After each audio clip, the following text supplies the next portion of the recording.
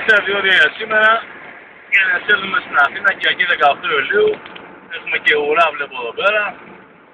Οπότε εδώ βλέπω να καθυστερούμε πιο πολύ. Για να θα μας πούν και εδώ πέρα.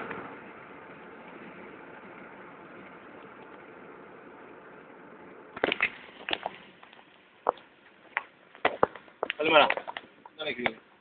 Δεν θα σας πλούσω διόδια. Δεν θα σας καταβάλω διόδια. Όπως προηγούμενο. Κύριο, αφού γνωρίζετε, εγώ δεν έχω πρόβλημα. Δεν σας λέω τίποτα. Εσείς τη δουλειά σας κάνετε. Αυτό ακριβώς. Γράφτε την πινακίδα και πατήστε πίστοση για να μην καθιστούν για πίσω. Δεν γίνεται γιατί με βρίσκουν από μέσα. Κακός.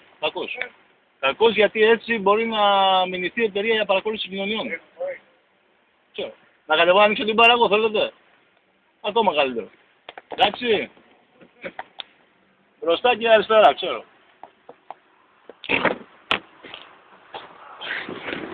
Θα σε καλά, φίλε.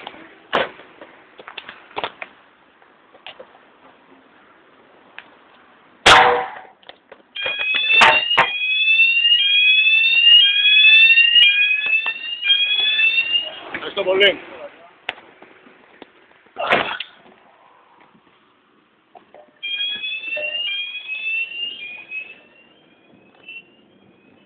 Όπως είδατε, ανοίξαμε την πάρα και περάσαμε.